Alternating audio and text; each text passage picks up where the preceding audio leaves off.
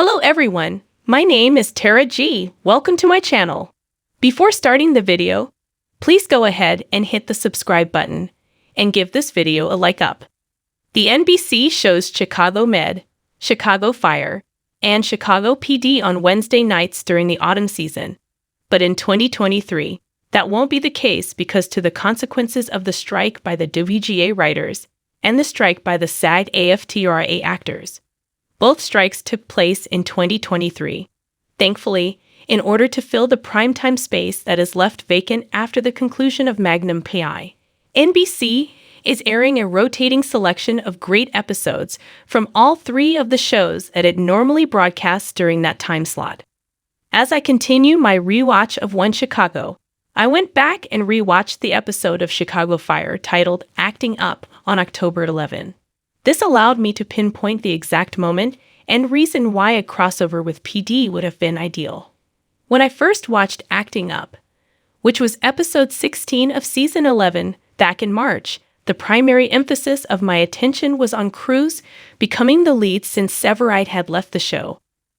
Now, following a previous rewatch that let me interpret Severide's absence in a somewhat different light, I see that a missed chance existed for a crossover. This is the reason.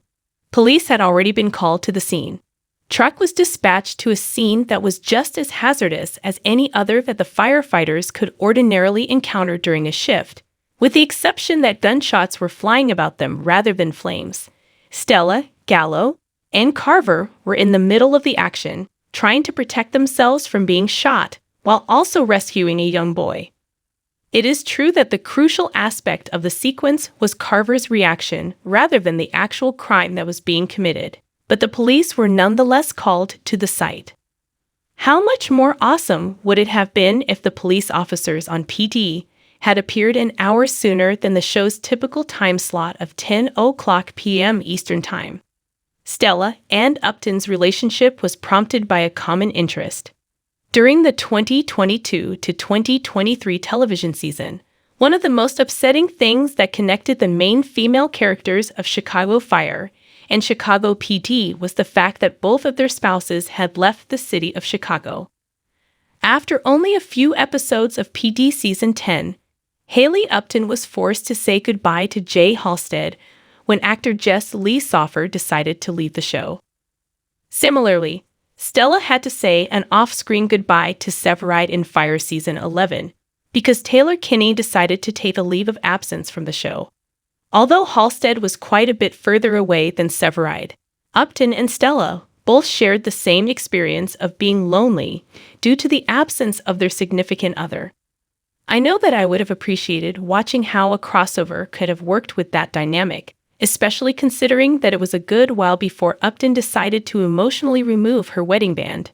It was a special moment in time for the two women because it was at this point that they realized they shared something in common with one another that no one else in One Chicago could have completely related to.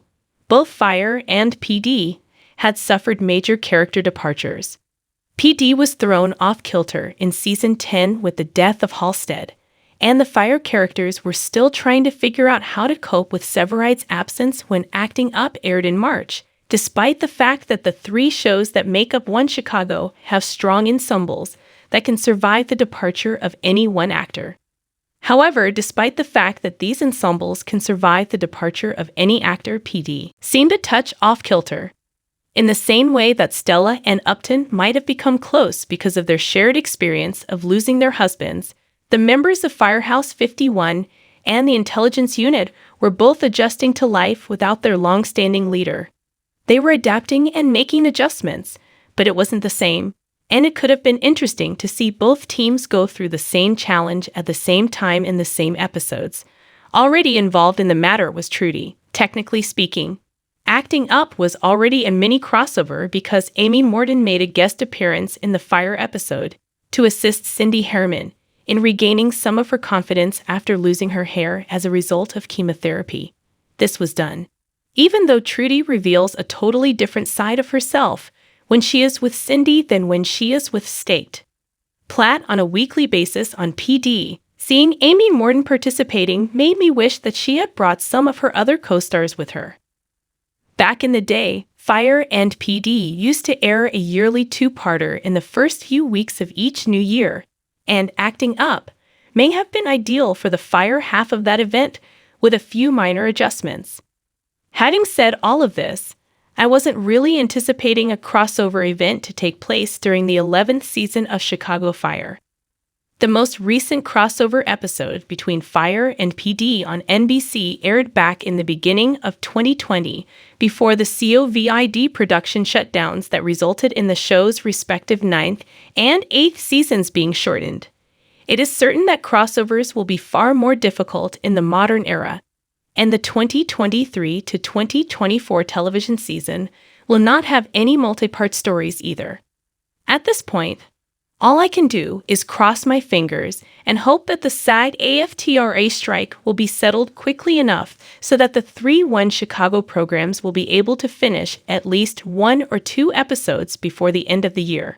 For the time being, NBC is going to keep broadcasting notable repeats, and on October 18, they are going to watch The First Symptom from Chicago Fire again.